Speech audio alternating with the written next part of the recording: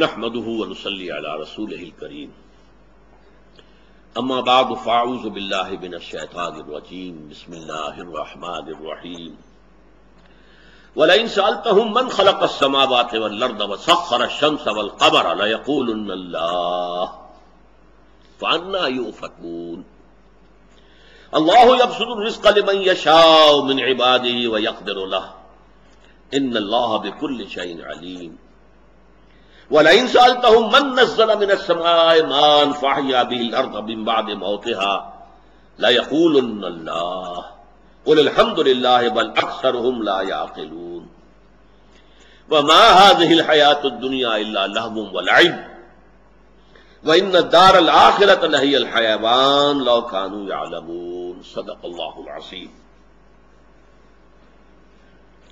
جیسا کہ میں نے عرض کیا تھا، ان آخری 3 رکوعوں میں سورہ عنکبوت کے 2 مضامین کی لڑیاں جو ہیں وہ بٹ دی گئی ہیں۔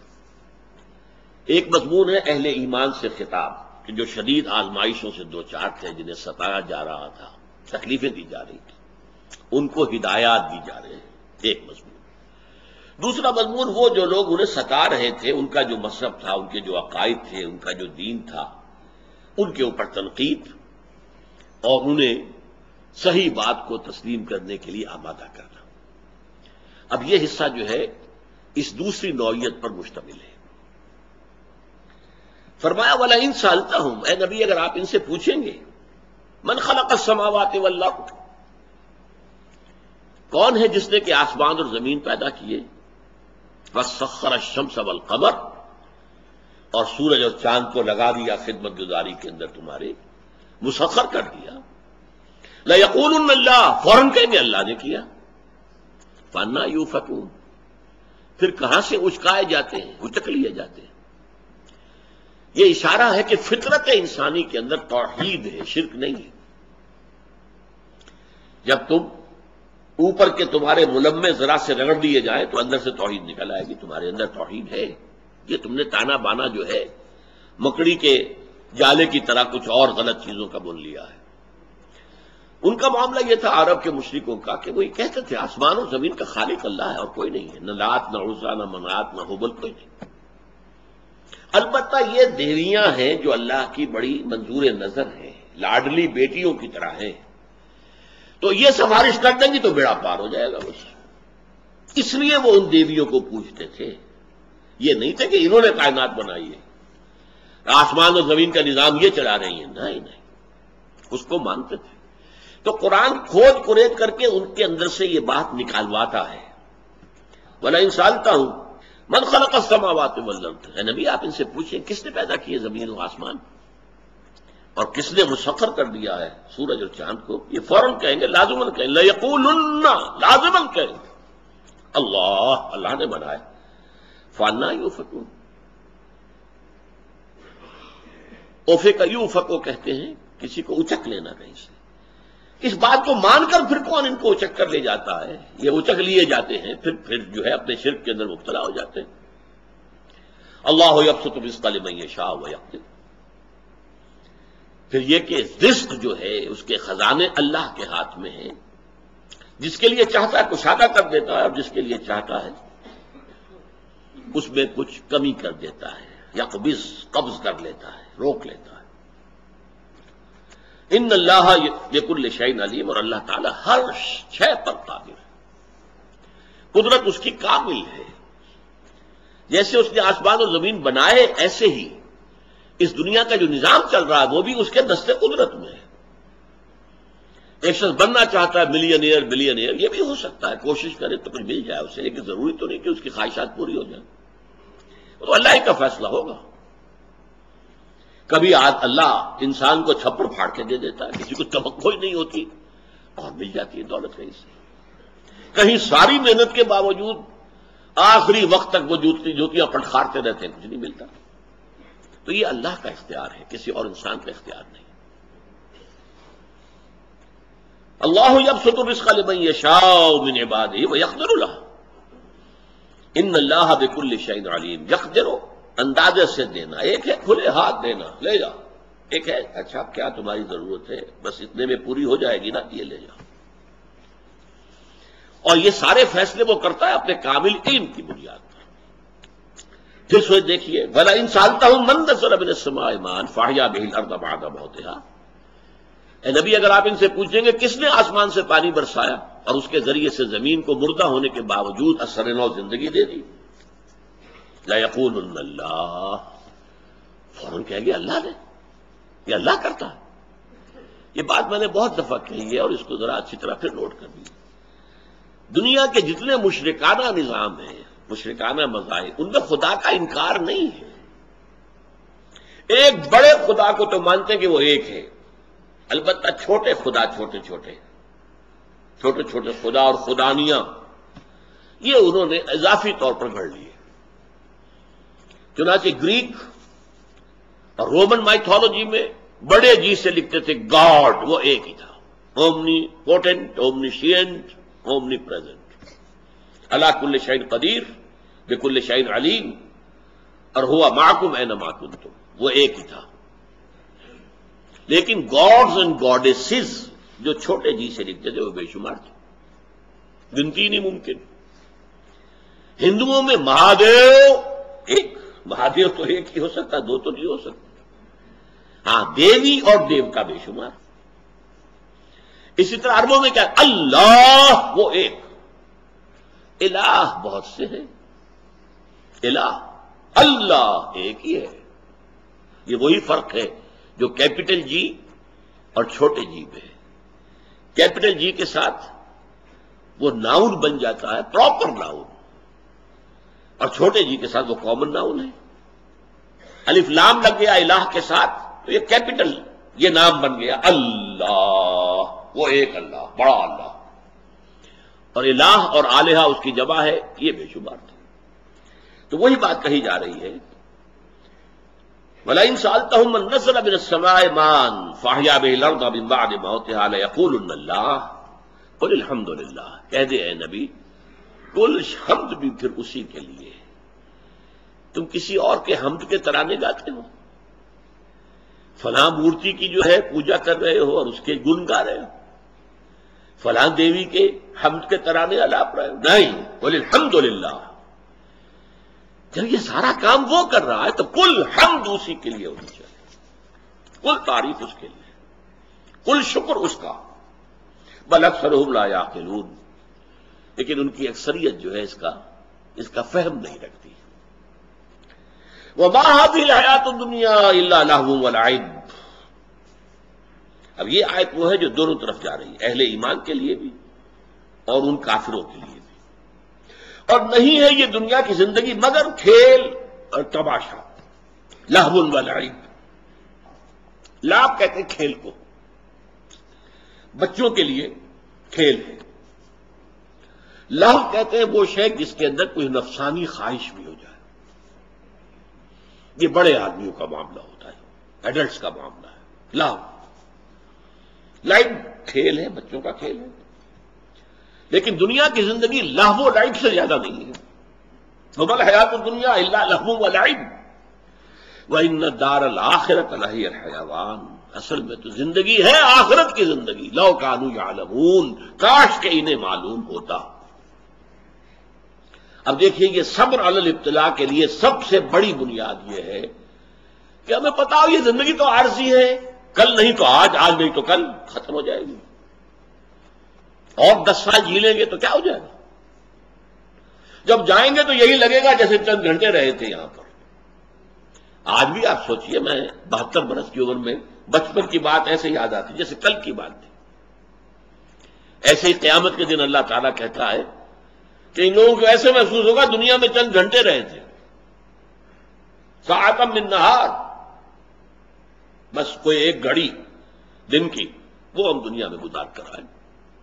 یہ معلوم ہوگا اصل زندگی تو آخرت کی. وَإِنَّ الدَّارَ الْآخِرَةَ لَهِيَ الْحَيَوَانُ. آخرت کا گھر جو ہے اصل زندگی وہ ہے.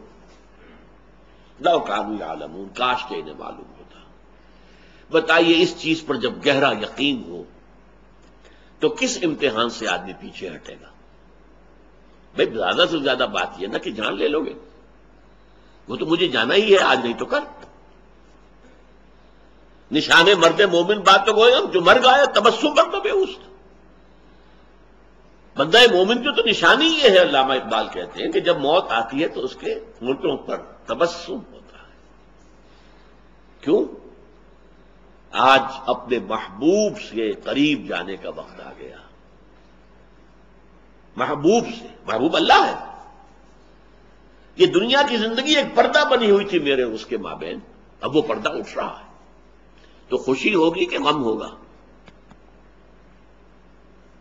اسی لیے جو یہ ہمارے لفظ استعمال ہوا ہے عرس، کس سے بنائیں گے؟ بزرگوں کا عرس مناتے ہیں، لیکن یہ کوئی مصنون چیز نہیں ہے، کوئی دین کی بات نہیں ہے، یہ ہماری گھڑی ہوئی باتیں ہیں. لیکن اس لفظ کی بنیاد کیا ہے کہ بندہ مومن کوئی ولی اللہ جب مرتا ہے تو گویا کہ اس کی شادی ہو رہی ہے اللہ کے ساتھ. عروسی، عرس جو ہے، عروس کسے کہتے ہیں؟ دلہن. تو جیسے وہ ایک خوشی کا موقع ہوتا ہے، ایسے ہی ایک بندہ مومن کے لیے، اللہ کے ولی کے لیے موت جو ہے خوشائند ہوتی ہے. نشان مرد مومن بات تو گویم جو مر گیا تبسم بر نبی اوست. اس لیے کہ حدیث میں کہا گیا الدنیا سجن المومن و جنت الکافر. اہل ایمان کے لیے تو دنیا قید خانہ ہے. میں نہیں رہنا چاہتا یہاں پر، یہ تو اللہ کا حکم ہے. قید خانے میں کون رہنا چاہتا ہے؟ لیکن عدالت نے فیصلہ کیا ہے تو اب رہنا ہے یہاں پر. کوئی اپنی مرضی اور خواہش سے تو نہیں رہتا وہاں. اس طرح کا یہ قید خانہ ہے. ہمیں بھیج دیا اللہ نے، لہذا ہمیں یہاں رہنا ہے، اور جو اس کے لیے ہمیں اس نے ہدایت نامہ دیا اس کی پیروی کرنی. لیکن ہماری خواہش تو یہ نہیں کہ ہم یہاں رہیں. ہاں جنت الکافر، کافر کے لیے یہ جنت ہے. میوے ہیں اس میں، کھائے پیے ادھر سے ادھر سے، اسے فکر ہی نہیں ہے کہ جواب دہی کرنی ہوگی. یہ ہے، نوٹ کیجیے. وما الحیات الدنیا الا لہو و لعب. نہیں ہے یہ ہذہ الحیات الدنیا، یہ دنیا کی زندگی، سوائے کھیل اور کچھ تماشا تماش بینی کے سوا کچھ نہیں. وَإِنَّ دَارَ الْآخِرَةَ لَهِيَ الْحَيَوَانُ. اصل میں تو آخرت کا گھر ہے کہ جو اصل زندگی ہے. لَوْ كَانُوا يَعْلَمُونَ، کاش کہ انہیں معلوم ہوتا. یہ آج جیسا کہ میں نے عرض کیا کہ یہ دو دھاری ہے، اس کے ادھر بھی ادھر بھی. اہل ایمان کے لیے صبر اور استقامت کی بنیاد یہ عقیدہ آخرت ہے. جیسے کہ پہلے رکوع میں آیا تھا من کان یرجو لقاء اللہ فإن أجل الله لآت وهو السمیع العلیم. جو کوئی بھی اللہ سے ملاقات کا امیدوار ہے اور اسی امید میں وہ سختیاں جھیل رہا ہے، مصیبتیں برداشت کر رہا ہے، وہ مطمئن رہے کہ اللہ کا وہ وقت معین جو ہے وہ آ کر رہے گا. تم حاضر ہوگے، تمہیں شاباش دی جائے گی، تمہیں جزا دی جائے گی، تمہیں خلعتوں سے نوازا جائے گا. اس میں کسی شک و شبہ کو اپنے قریب نہ آنے دو. من کان یرجو لقاء اللہ فإن أجل الله لآت وهو السمیع العلیم. اسی طرح یہاں یہ آیت جو ہے ادھر بھی اور ادھر بھی. اے کافرو، تم اس حیات دنیاوی پر اترا رہے ہو، فخر کر رہے ہو. یہ تو سوائے دھوکے کے اور فریب کے اور کچھ نہیں، کھیل کود ہے. کسی ڈرامے میں، کسی پکچر میں کسی کو بادشاہ کا رول دے دیا، اب وہ بادشاہ کا سے شان کے ساتھ ٹھاٹ باٹ کے ساتھ وہاں ڈرامے میں سامنے آ رہا. وہ سین ختم ہوا یا اس کی جو ہے وہ فوٹوگرافی فلم بندی ختم ہوئی، اس کے بعد وہ بادشاہ صاحب تو کچھ نہیں ہے، وہ وہی ایکٹر کے ایکٹر رہ گئے. اس طرح کسی کے لیے فقیر کا، اب اس نے جو ہے چیتڑے پہنے ہوئے ہیں، سب کچھ ہے، لیکن وہ سین ختم ہوا تو اب وہ فقیر بھی ویسا ہی ایکٹر ہے جیسا کہ وہ بادشاہ تھا. تو در حقیقت زندگی کے اندر جو کچھ ہو رہا ہے ایک ڈرامہ ہے، کھیل ہے، اس کے سوا کچھ نہیں. وہ ڈرامہ تمہارا 3 گھنٹے کا ہوتا ہے، یہ 30 برس کا ہے، یہ 60 برس کا ہے، یا 90 برس کا ہے. بس ڈرامہ تو ڈرامہ ہی ہے. حقیقی زندگی جو ہے وہ آخرت کی زندگی ہے. اب دیکھیے دوبارہ پلٹ رہا ہے معاملہ پھر ان کفار و مشرکین کی طرف. فَإِذَا رَكِبُوا فِي الْفُلْكِ دَعَوُا اللَّهَ مُخْلِصِينَ لَهُ الدِّينَ. جب یہ لوگ کشتیوں میں سوار ہوتے ہیں تو یہ اللہ کو پکارتے ہیں، اسی کے لیے اپنی اطاعت کو خالص کرتے ہوئے. سمندر اگر پرسکون ہے، جا رہے ہیں تو اللہ یاد نہیں آئے گا. جب سمندر میں تلاطم ہو گیا اور موجیں اٹھنے لگیں کو بھور قریب نظر آ رہا ہے اور کشتی جا رہی ہے، اب چیخیں گے، چلائیں گے، دعائیں مانگیں گے، لیکن کس سے؟ لات اور عزا اور منات یہ یاد نہیں آئیں گے، اللہ یاد آئے گا۔ یہ بات قرآن مجید میں بہت مرتبہ آئی ہے، اور ہماری تاریخ کا ایک بہت اہم واقعہ اس سے متعلق ہے۔ جب آخری مرحلہ حضور کی حیات طیبہ کا آ گیا تھا اور سورہ توبہ کی وہ ابتدائی 6 آیات نازل ہو گئی کہ جہاں تک مشرکین عرب کا تعلق ہے اب صرف 4 مہینے کی مہلت ہے، اس میں ایمان لے آئے تو خیر ہے ورنہ قتل کر دیے جائیں گے۔ تو ابو جہل کا بیٹا اکرمہ، اب جیسے ابو جہل تھا، پتا پر پوت پتی پر گھوڑا، بہت نہیں تو تھوڑا تھوڑا پتا پر ہی پوت ہوتا ہے نا، اس کی گردن اکڑی ہوئی تھی، نہیں مانوں گا۔ اب وہ ہجرت کر رہا ہے، ہجرت حبشہ مسلمانوں نے کی تھی 20 سال پہلے، اب وہ ہجرت کر رہے ہیں مشرکین، یا تو لوگ ایمان لے آئے، جان بخشی ہوئی، بات ختم ہو گئی، یا وہ ہجرت کر رہے ہیں، تو یہ حبشہ کی طرف ہجرت کر رہا تھا۔ تو درمیان میں وہ کشتی جو ہے وہ ڈولنے لگی، طوفان آ گیا۔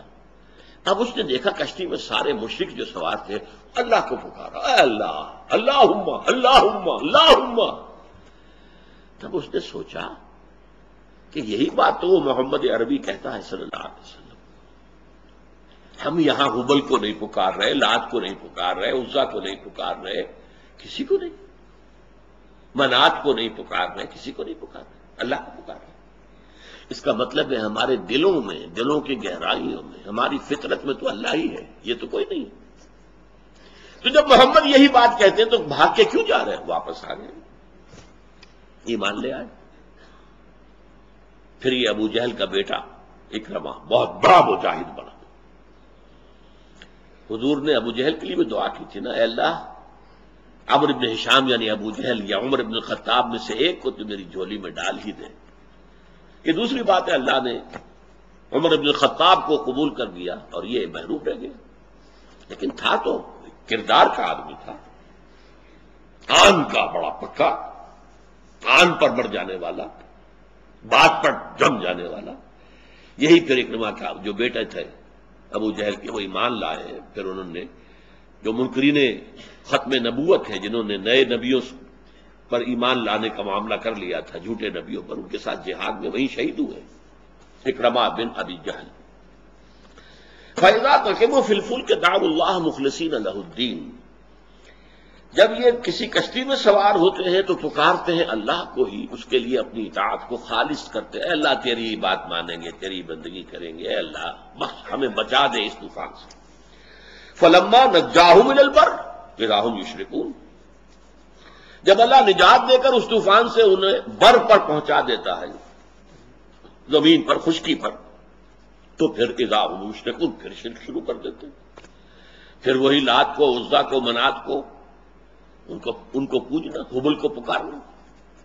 اور کیوں ہوتا ہے یہ ہم پہلے پڑھ چکے ہیں، مودۃ بینکم فی الحیات الدنیا، ہماری پوری برادری، ہماری پوری قوم یہی کر رہے ہیں، تو ہم کیسے اس سے ہٹ کر وہی کام ہم بھی کریں گے؟ لَيَكْفُرُوا بِمَا آتَيْنَاهُمْ، اور پھر یہ شرک کرتے ہیں تاکہ کفر کریں ان چیزوں کے ساتھ جو ہم نے انہیں دیے، ہمارا دیا ہوا رزق، اور چڑھاوا چڑھاتے ہیں بت کے اوپر، رزق ہمارا دیا ہوا،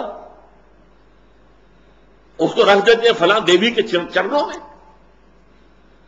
لِيَكْفُرُوا بِمَا آتَيْنَاهُمْ، ہم نے جو کچھ دیا ہے اس کے ساتھ یہ مشرکانہ رسومات کر رہے ہیں۔ وَلِيَتَمَتَّعُوا، اور تاکہ یہ ذرا فائدہ اٹھا لیں چند دن زندگی کے جو ہے، کھا پی لیں۔ فَسَوْفَ يَعْلَمُونَ، پھر انہیں معلوم ہو جائے گا کہ حقیقت کیا ہے۔ أَوَلَمْ يَرَوْا أَنَّا جَعَلْنَا حَرَمًا آمِنًا، کیا انہوں نے دیکھا نہیں کہ ہم نے ان کے لیے حرم کی سرزمین کو امن کی جگہ بنا دیا؟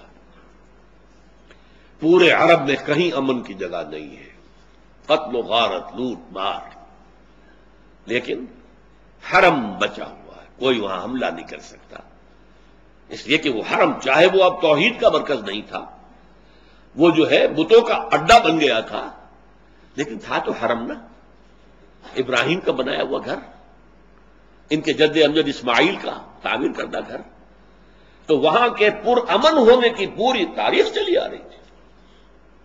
اگر کوئی شخص سال ہر سال سے اپنے باپ کے قاتل کے تلاش میں پھر رہا ہو کہ کہیں مجھے مل جائے پھر میں اس کا قیمہ کر دوں، وہ بھی اگر حرم کی حدود میں اس قاتل کو دیکھ لیتا تھا تو کچھ نہیں کہتا تھا، یہاں میں یہ اقدام نہیں کر سکتا. یہ ان کی روایت تھی، چلی آ رہی تھی.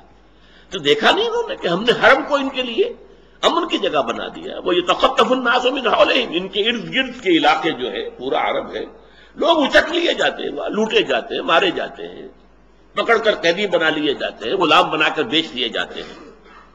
اب بالباطل یؤمنون وبنعمت اللہ یکفرون، تو کیا اس کے باوجود یہ باطل پر ایمان رکھتے ہیں اور اللہ کی نعمتوں کا انکار کر رہے ہیں، کفر کر رہے ہیں. یہ بہت بڑا کرم ہے جو ابراہیم اور اسماعیل کی بنائی ہوئی اس عبادت گاہ اور اللہ کے اس گھر کو دنیا کے متقدوں میں پہلا وہ گھر خدا کا، ہم اس کے پاسباں ہیں، وہ پاسباں ہمارا. لیکن یہ کہ اس کے نتیجے میں جو انہیں امن حاصل ہوا ہے غلط استعمال کر رہے ہیں. وَمَنْ أَظْلَمُ مِمَّنْ افْتَرَىٰ عَلَى اللَّهِ كَذِبًا أَوْ كَذَّبَ بِالْحَقِّ لَمَّا جَاءَهُ أَلَيْسَ فِي جَهَنَّمَ مَثْوًى لِلْكَافِرِينَ. اور اس شخص سے بڑھ کر ظالم کون ہوگا جس نے اللہ پر کوئی بہتان باندھا یا اس نے حق کا انکار کیا جبکہ اس کے پاس آیا. اب دیکھیے دو شکلیں ہیں. سب سے بڑا ظلم یہ ہوگا کہ میں کہوں کہ میں نبی ہوں جبکہ میں نہیں ہوں، میں اللہ پر بہتان باندھ رہا ہوں. غلام احمد قادیانی کہتا مجھ پر وہی آ رہی ہے، جھوٹا ہے، بکواسی ہے. لہذا اس سے بڑا جھوٹ کوئی نہیں ہو سکتا. آپ نے کسی اور کی طرف غلط بات منسوب کر دی، وہ بھی غلط بات ہے، ظلم ہے. اللہ پر غلط بات منسوب کر دی کہ اس نے میرے پاس وہی بھیجی ہے. اسی طریقے سے اللہ نے جب کسی نبی کو بھیجا اور وہ حق دے کر اس کا انکار کرنا، یہ بھی اتنا ہی بڑا ظلم ہے. کسی جھوٹے نبی کی دعوت قبول کرنا یا ایک سچے نبی کی دعوت رد کر دینا، یہ دنیا کے سب سے بڑے ظلم ہیں. وَمَنْ أَظْلَمُ مِمَّنِ افْتَرَىٰ عَلَى اللَّهِ كَذِبًا، اس شخص سے بڑا ظالم کون ہوگا جو اللہ پر جھوٹ باندھے کہ اللہ نے مجھ پر وحی کی ہے.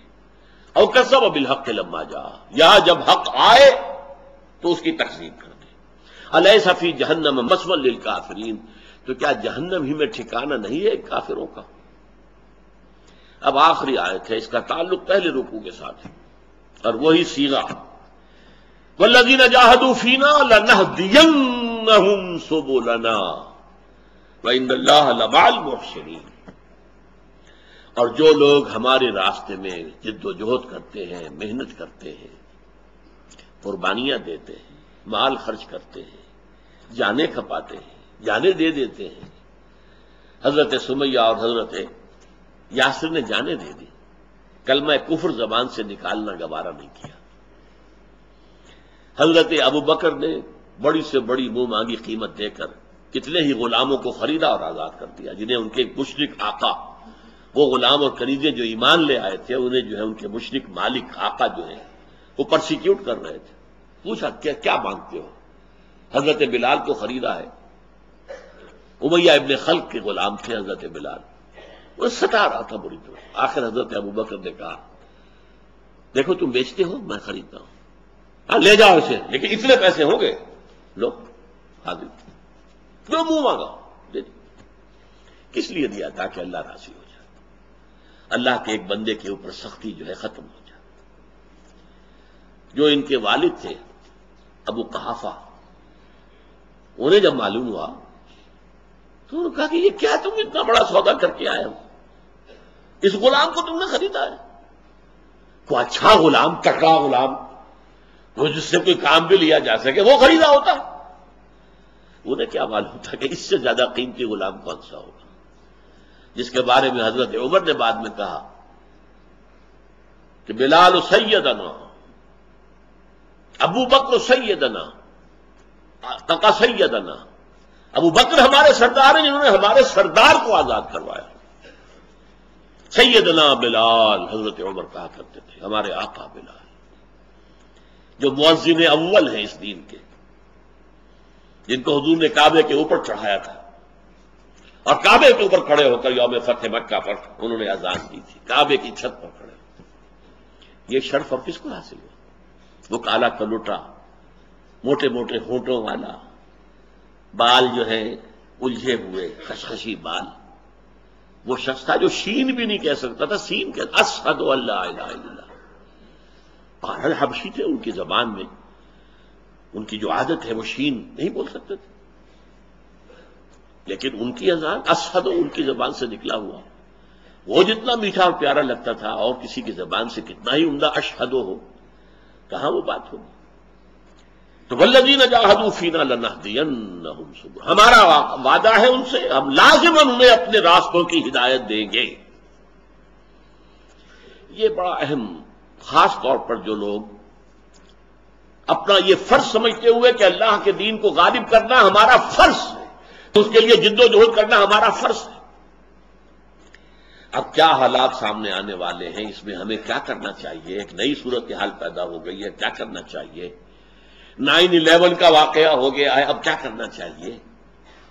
جو ہمارے راستے میں جہاد کرنے والے ہوں گے، جد و جہد کرنے والے ہوں گے، اب یہ دیکھیں یہ مکی صورت ہے، اور مکی کے بھی درمیان سے بھی پہلے کی، سن 5 نبوی میں نازل ہوئی ہے۔ مکی دور کا درمیان آئے گا سن 6 میں، 1 سال کے بعد، اور جہاد کا لفظ آیا، والذین جاہدوا فینا لنہدینہم سبلنا ومن جاہد فانما یجاہد لنفسہ۔ یہ پہلے رکوع میں ہم پڑھ چکے ہیں، جو کوئی بھی جہاد کرتا ہے اللہ کی راہ میں وہ اپنے لیے کرتا ہے، ہم پر کوئی احسان نہ کرے، اپنی آخرت کے لیے، اپنی عاقبت کے لیے، اپنی کامیابی کے لیے، اپنی فوز و فلاح کے لیے کر رہا ہے، ہم پر کوئی احسان نہیں۔ میں نے کہا تھا کہ اس پہلے رکوع کے اندر ڈانٹ ڈپٹ اور دل جوئی اور ہمت افزائی دونوں جو ہے ساتھ ساتھ چلتے ہیں، اور کسی مربی اور معلم کا یہ طریقہ یہی ہونا چاہیے کہ وہ حوصلہ بھی بڑھائے اپنے شاگرد کا، ہاں بھیا تم ذہین آدمی ہو، ذرا سی محنت کرو، تھوڑی سی ہمت کر لو، تم بہت آگے نکل جاؤ گے۔ اور پھر ذرا اس کی غلطی ہو تو ڈانٹے بھی، کبھی دیکھے تو ڈانٹے بھی، سرزنش بھی کرے، ڈانٹ ڈپٹ بھی، حوصلہ افزائی بھی، ہمت افزائی بھی، نرمی بھی۔ والذین جاہدوا فینا لنہدینہم سبلنا، جو لوگ ہماری راہ میں جد و جہد کریں گے، محنت کریں گے، ہم لازماً انہیں اپنے راستے سجھا دیں گے، ہر مرحلے پر بتا دیں گے، ادھر جانا ادھر مت جانا، بتا دیں گے، ہمارا وعدہ ہے۔ پھر میں نے آپ سے عرض کیا کہ یہ جو صیغہ ہے عربی زبان میں، فعل مضارع سے پہلے لام مفتوح زبر کے ساتھ، آخر میں نون مشدد، ایک ہوتا ہے